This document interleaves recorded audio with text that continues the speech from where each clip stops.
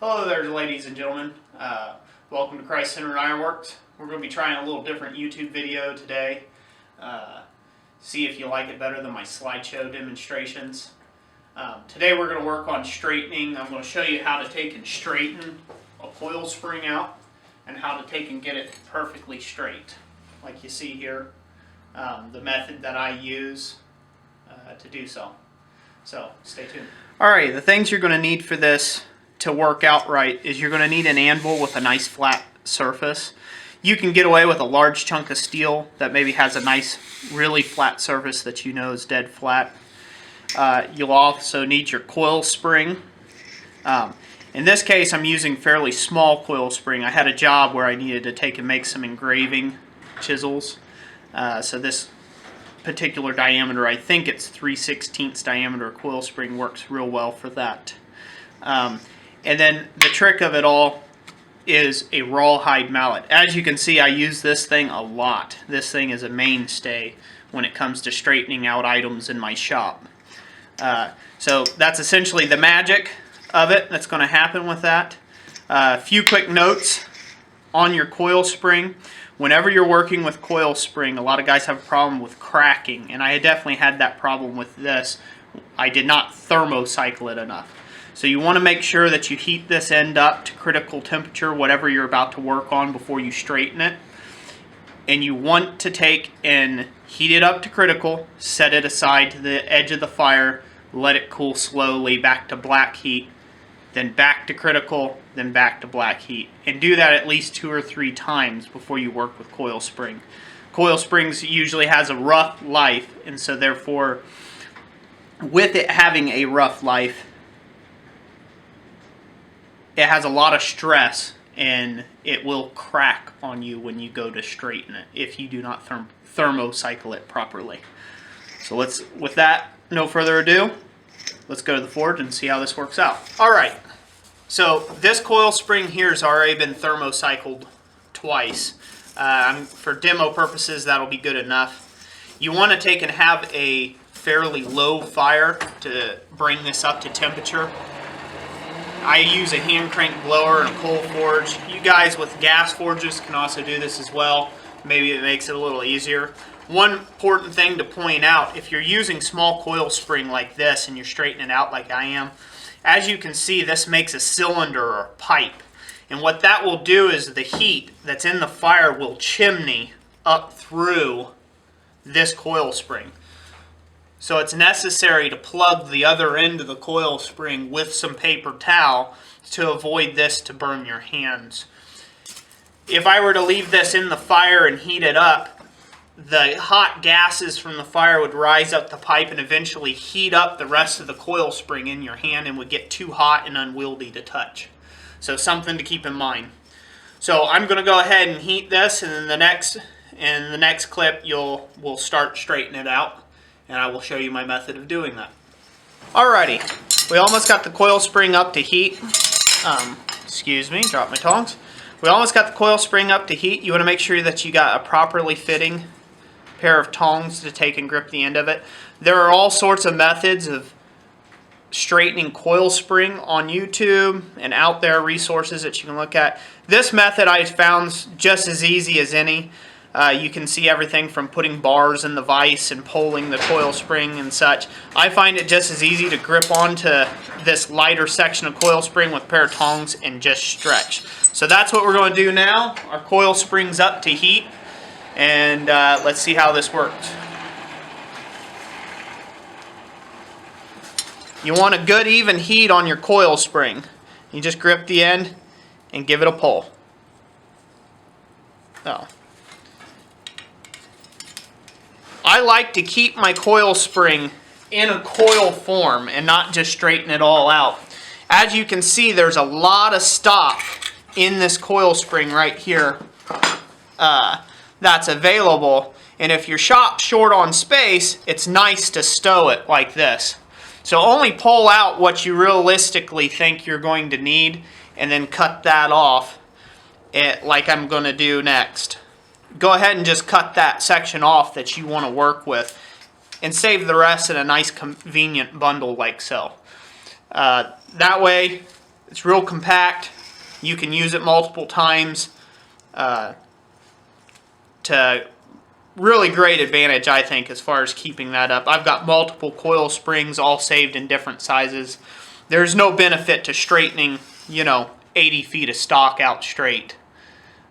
Usually when I'm making a project, I'm usually using tools that are I need 4 to 6 inches of stock at a time, and it's just as handy to heat that section up, pull out a little bit, cut it off, and start my project. So I'll cut this off, get back in a bit, and I will show you how to use the rawhide mallet and the anvil to get this straight. Alright, well, I decided to take and show you how I like to cut this small material. As you can see, I got bolt cutters. You can use bolt cutters on a lot of different sizes, depending on how big of a bolt cutter you have. These here are just 12 inchers. I think Harbor Freight sells ones that are nearly like 4 foot long bolt cutters, which those ought to be able to do quite a bit of damage. This is just as quick and easy to cut this spring style off as if it was hot. As you can see right there, it's already cut. This is what I predominantly use to take and cut all my coil spring. You can cut it off hot. Cold, it's a little tougher, obviously because of its carbon content. So if you have this at a black heat and use these, it goes pretty quick. And it saves you from having to use an angle grinder with a cutoff wheel or try to manage this on the hot cut hardy. So, next clip, we're going to go ahead and straighten her out. Alrighty, now we got it heated up. I just like to flatten down my curves like this on the anvil. So, essentially, don't try to get too technical with it. Just flatten them out. As you can see, this material has already gotten quite cold. Do not hit it at this color. Once again, you'll create cracks and stress fractures in the material. Larger stock, clearly, you'll have much longer working times. But the ideal is to start flatten out your pigtails into S-curves. And these S-curves are the easiest thing to flatten out. We'll do that in the next heat. Alright, I saved you the boring process of flattening all the coils on the coil spring. I just went ahead and did that off camera. As you can see, all the coils laid over flat and just made a snaky curve like this.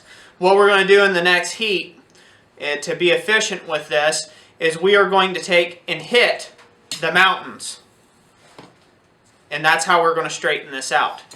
Don't hit in the valleys, always hit on the mountains to straighten out your material. So that'll be the next step in this process, and you'll see how quickly this whole bar straightens out. The secret behind the rawhide mallet we'll go over in the final video clip, but it allows you to take and get the surface straight and even without leaving hammer blows or potential marks that would create stress points in the piece at a later date that maybe you wouldn't want. Say you were trying to straighten out a piece of stock for, I don't know, any purpose. Say you had made a bend on something, but now you don't want that bend. If you hit it with a hammer, a hard-faced hammer, you are going to displace the material. We don't want that. We just want to straighten the material. When you hit the material with a soft-faced hammer like this, with a rawhide mallet, the rawhide displaces and the material moves. And that's what you want, to leave a nice smooth finish when you're resizing stock. It is entirely possible to take this to this with no problem at all, as you'll see here in a moment. Okay, coil springs up to heat. I'm going to go ahead and start straightening out the humps, hitting on top of the mountains. So I'll bring the piece out.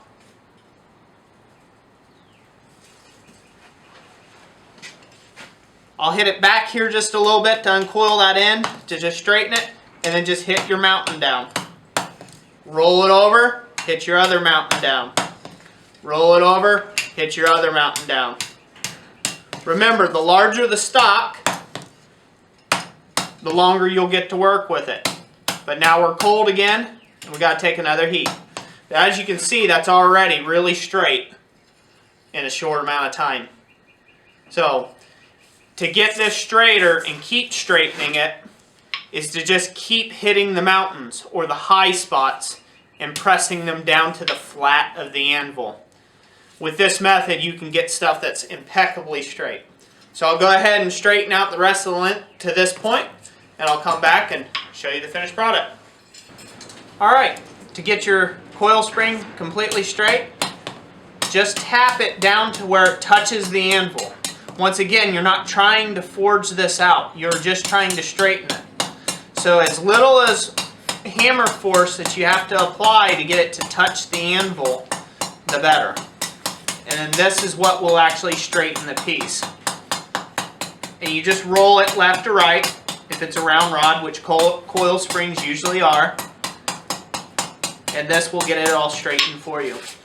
And as you can see, that's pretty much perfectly straight. So I hope you guys enjoyed this demonstration. Let me know in the comment section what you think about the live demo format. This may be time efficient for me in the future to where I can help sew into your guys' lives more with what knowledge I know of blacksmithing. I've been doing it now for almost 10 years, and I think I have a lot of great info for both the beginners and more advanced smiths alike. So hit the like and the subscribe button. Appreciate your watching, and thanks for stopping by. God bless you all. Have a great day.